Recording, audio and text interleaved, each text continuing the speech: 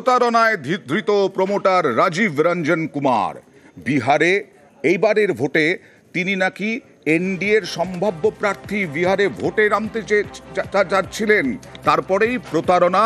অবসরপ্রাপ্ত বিচারপতিকে ধুরন্ধর কি করতেন? বিশ্বাস অর্জন করতেন, প্রথমে পরিবারের সঙ্গে সম্পর্ক স্থাপন করতেন, তারপর প্রতারণার ফাঁদে ফেলতেন। কথা বলবো প্রতিনিধি অনুপের সঙ্গে। এই প্রক্রিয়াটা এতটা বড়, ধুরন্ধর, এবং এর বিরুদ্ধে কি আরো প্রতারণার ফাঁদ পাতার অভিযোগ রয়েছে? একেবারে এর বিরুদ্ধে কিন্তু আরো যখন প্রতারণার ফাঁদ পাতার যে অভিযোগ রয়েছে, তার কারণ এই যে অবসর বিচারপতি তিনি যখন অভিযোগ দায়ের করেন, সেই অভিযোগের ভিত্তিতে পুলিশ যখন তদন্ত নামে বিধাননগর গোয়েন্দা শাখা পুলিশ তাকে গ্রেপ্তার করে।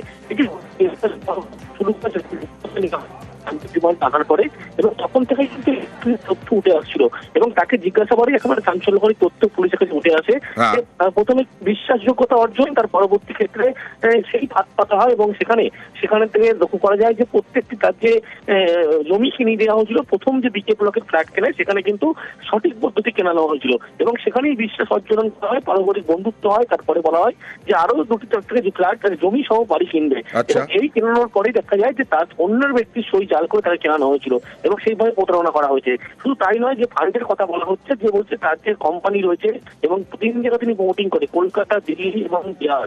এই 3 জায়গার ক্ষেত্রে কিন্তু একই রকম ভাবে যদি প্রমোটিং এর লগ্নি তিনি করেন, সেক্ষেত্রে কিন্তু বছরে যা কোটি টাকা বিনিয়োগ করবেন, সেক্ষেত্রে 24% তিনি কিন্তু একেবারে সেখান থেকে পার্সেন্টেজ পাবেন, সুদ সহ পাবেন, এমনটাই প্রলোভন দেখানো হয়।